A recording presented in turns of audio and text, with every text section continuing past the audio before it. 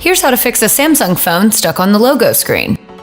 This issue is also known as a boot loop, and it's frustrating, but not uncommon. I'll show you how to fix a Samsung Galaxy S20 Ultra that's stuck on the logo screen. Steps may differ if you have a different Samsung Galaxy phone with a home button or a dedicated power button.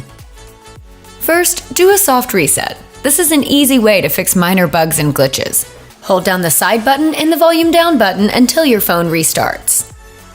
If your phone has a removable battery, try taking the battery out, waiting a minute, then putting it back in. The goal here is for your phone to power cycle completely, which could get things back to normal. Next, you can try recovery mode, which can help reset your phone and resolve Android issues. Turn your phone off, then hold the volume up button and the side button at the same time until you see the recovery screen. Once you're on the recovery screen, use the volume buttons to navigate to the reboot option, then press the power button to select it. As a last resort, you can reset your phone to factory settings. This will erase everything on your phone, so be sure to back it up first.